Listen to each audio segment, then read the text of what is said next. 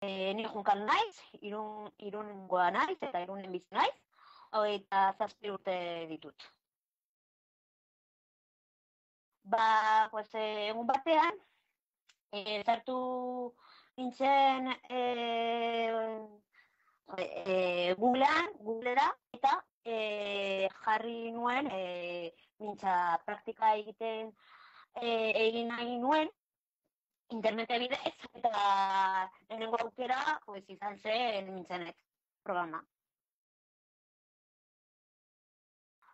Pues, esperientzia ona izaten da, zeren eta normalean, bilatzen dugu astero, goizeko larun batean, eta 30 minutu hitz egiten dugu, eta, bueno, neska nire mintzakide oso jatorra denez, erresa da praktikatzeko, eta gustatzen zait, esperientzia.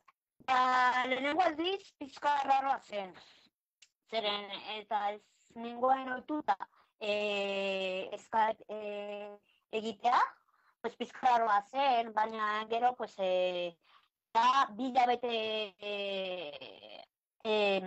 bilabete egin dugunetik, pues hobeto, ez da, azkenean, pues hitz egiten duzu, aia mota asko. Eta, bueno, pues laguna bezala, da, hasieran, pues hotzago, baina orai, pues hobeto. Bai, baina, bueno, demora gutxi da, eta egia da, nik uste dut errazago ateratzen zaidala hitz egitea. Baina gaia simpleak, ezta? Adibidez, ezin dut hitz egin politikaren buruz edo gaia pizka zailena.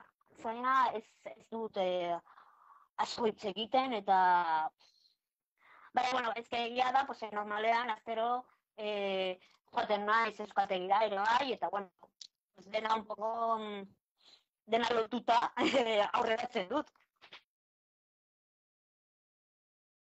Bai, gomendatuko nire beste pertsonari, zeren eta, bueno, ez da klase bezala, eta denbora azkarra pasatzen du, egiten dugun bitartean. Eta, bueno, beste aukera da euskara hobetzeko eta etxetik erosoa da. Ez nahi joan behar beste lekura, nire etxetik pijamaz jantzita egiten dut, eta erosoa da. Erosoa da, praktikoa eta doakoa. Bale, ni esker, Kristina, bale? Urte askorarako. Agur?